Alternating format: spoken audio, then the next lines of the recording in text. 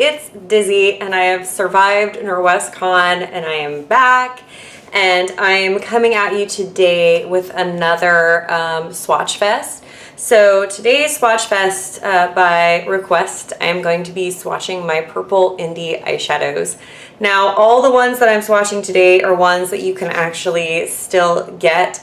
I have more than this, but I thought I would start with one, but I don't want to show you guys ones that are like discontinued or special edition because that just doesn't seem very cool.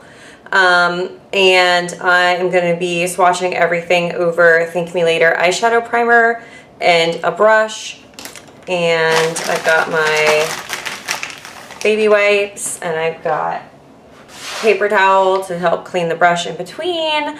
And I'm just going to get started. All of these are indie loose shadows with the exception of one, which is a ColourPop Super Shock. And I'm going to swatch that first. This is, oh my gosh, it just like broke. That's great. I've never had one do that. But this is Dare from ColourPop, and it's a Super Shock. That's insane. Okay, and of course Super Shock shadows hate brushes, but we'll do what we can. So that is Dare, which is a really pretty, slightly warm, sparkly purple. I'm doing these kind of one-off ones first. The next one is Medusa's Makeup. This is Eye Dust in Purple Rain. This is a glorious purple. Really like this color, and it is beautiful. So that is Purple Rain. This is from Aromaleigh. This is Vial of Change. Pretty sure Vial of Change is still available.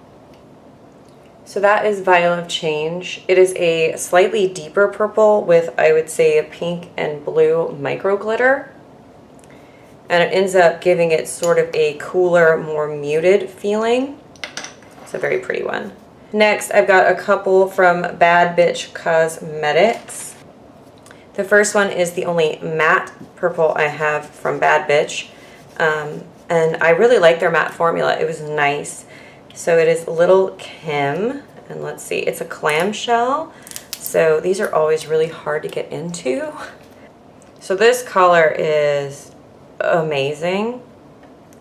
Go ahead and swatch that. What I did on this one is I dampened my brush a little bit, because some of these you really have to see them with a damp brush to appreciate them, how amazing they are. I made a big mess.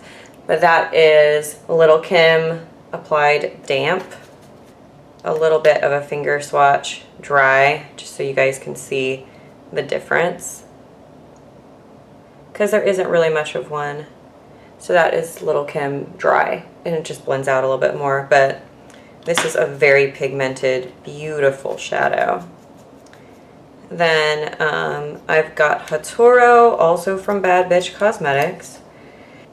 So that is Hatoro right there, and that is it next to the Aromaleigh color. And I feel like they're very, very, very, very similar. I have never noticed that before because I've never done them side by side. So Notoriously Morbid does a lot of purple in their vanishing cabinets, which means I have a lot of purple from them that I can't show you. But one that I do think is still available is Deny the Beast, and it is a very, very pretty purple. And this is from Notoriously Morbid. And that is Deny the Beast, right down there. Can you guys see?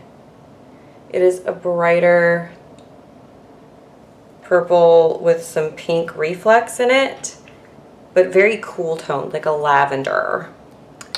So I like that one a lot. So I have three from Geek Chic. The first one is One Shot, One Kill. This is from the Heroes Never Die collection, which is inspired by the game Overwatch. This is a really interesting shade. It's purple, but it has red and blue glitter, if you can see that. Don't know if the camera's picking that up, but in person it is very much purple with red and blue glitter. All Our next one is also from the Geek Chic Cosmetics Heroes Never Die collection. It's Fire at Will. So this one is interesting because it's sort of a gray blue with purple and pink and blue micro glitter, which gives it the look of being a purple, but it's really almost like a gray purple. So that color is really pretty. So that is 2 from Geek Chic. And then we've got some fyrinnea.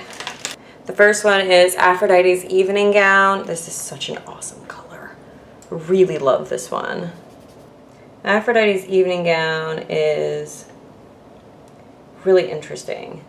It is a purple that's a plum, but it's got a blue duochrome sheen over it, which I think is very interesting. I like a lot of fyrinnea's complicated duochromes. They're just really great colors.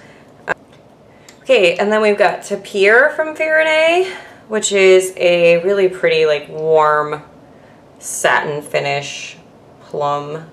Got a little bit of a, using it wet just so you guys can see, it's got a little bit of a burgundy undertone, but it's still, in my opinion, a plum purple. To do the last few. The last 5 are from Darling Girl, and first one is the lightest of the purples that we have. It's Sweet Surrender. It is a very soft bluish periwinkle lavender purple. It's definitely purple though. It's like very much your pastel goth purple. So there it is right there. That's Sweet Surrender. Okay, we've got another couple matte ones. This is gonna be Love Arrow. I'm actually wearing some of these today. There is Love Arrow Wet and Dry over primer. It's just a really good basic dark purple. I used it on the outer edges of my eye to kind of do this halo eye thing I've got going today, and I'm pretty pleased with it.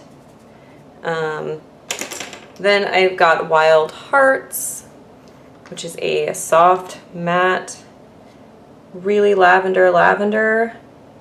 So that is Wild Hearts right there. Just a really pretty transition color. I used it actually right above the darker purple to transition today in my eye look, which worked really well. And then finally we've got Here's Johnny, which is a really cool color. I love Here's Johnny.